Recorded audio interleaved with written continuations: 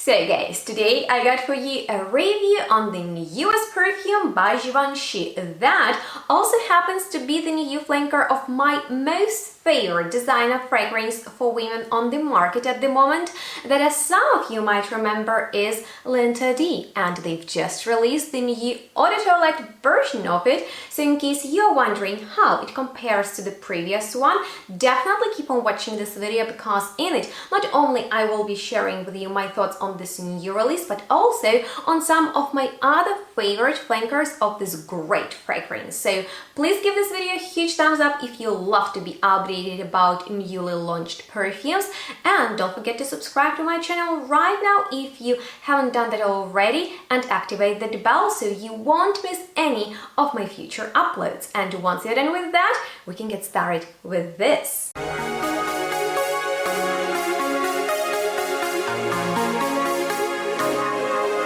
So hello and welcome everyone to today's elegant video, because we are going to be talking about one of the most elegant brands ever today, which is of course Givenchy and their signature perfume L'Interdit, that was originally created for Audrey Hepburn many years ago, and it was exclusively worn by her. But a few years ago they brought it back, and I fell in love with the Eau de Parfum version that I have right here, because this is one of the boldest and most beautiful white floral fragrances on the market. I remember when it first came out, there was the note of cherry that apparently is replaced with piano, but still you get the freshness and the beautiful fruitiness in here. It's playful and at the same time decadent, because it is known for its white floral heart. We have tuberose, orange, blossom and jasmine notes, together with vanilla, patchouli and some very modern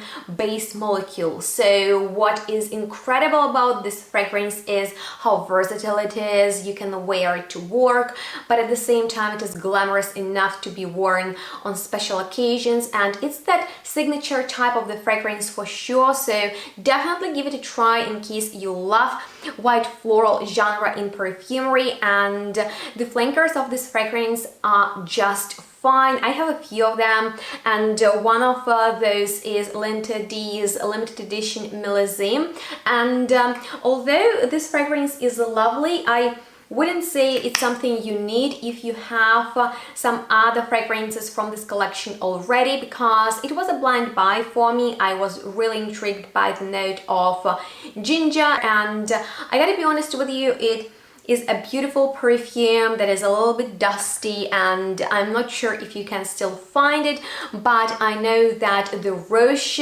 flanker is still around, and it's definitely my favorite one when it comes to the packaging, because the bottle is amazing. That's why I have it in the biggest size, and this is almost like a gourmand take on this fragrance. Although there is no vanilla in the notes breakdown, I can vividly smell it in here, because there is something so beautifully sweet, and there is this pimento leaf note, the ginger once again, white flowers, and something so warm and sweet, absolutely cozy yet still elegant. So I think this is the most winter appropriate version of this fragrance, because the rest is so juicy and fruity. It can be worn all year round, but there is something very comforting in this Rouge edition. That's why I reach out for it more in the winter time when it's colder outside. But with that being said, we are here to talk about the newest Eau de Toilette version of this fragrance. And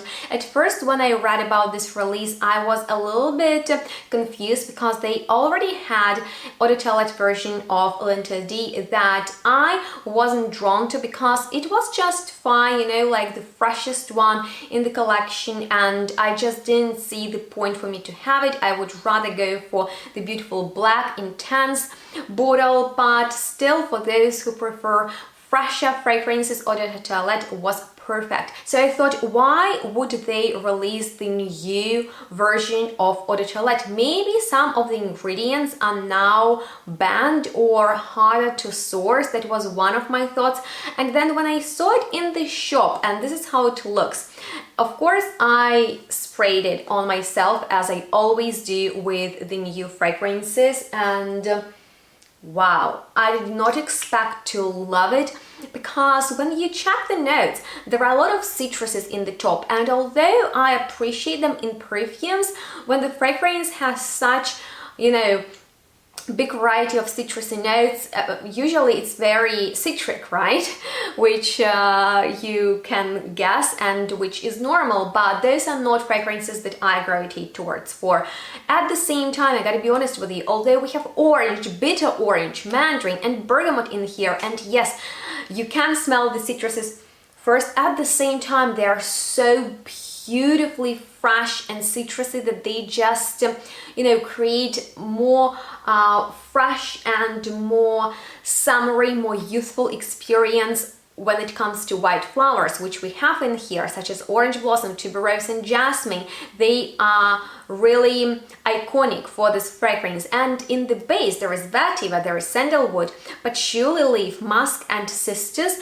But I would say what impressed me the most and made me purchase a bottle of it, although I already had 3, so in fact I didn't really have a need to get another one, but it grew on me so much that it reminded me of blossoming trees, something like acacia by the end of the springtime, and it was incredible to wear it. This fragrance performs so well because yes, it is fresh, and at the same time the white blossom note is really realistic in here, and I just loved that feeling, you know, of having almost like the impression of walking or sitting underneath the citrus or just, you know, like honey blossoming tree. And that actually made me purchase yet the smaller size but still a bottle of this great fragrance that I recommend everyone to check out in case you're looking for a wearable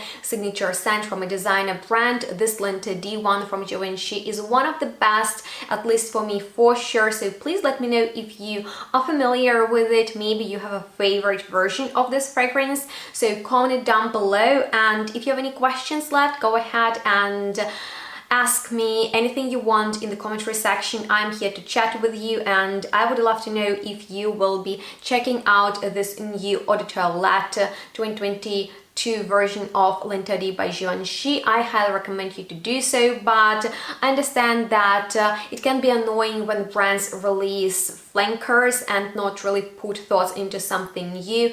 And though Givenchy doesn't have a lot of fragrances in their line, I would say that Linta D is one of the biggest hits when it comes to the white floral genre, and it was one of the first ones to appear. And then, you know, every brand tried to release something in this style. So in case that's something you enjoy, I think you will really like this perfume. But I would like to hear your thoughts. Would you like to see Givenchy releasing a brand new Pilar fragrance? I think that would be really nice, because with this fragrance they definitely prove that they are able to bring out something very creative. If you enjoyed watching this video, please give it a huge thumbs up. Don't forget to subscribe, follow me on my social media, and check out the description box for more helpful information. And on that note, thank you so much for watching. Make sure to stay tuned and smell good. We'll see each other next one really soon. Bye guys.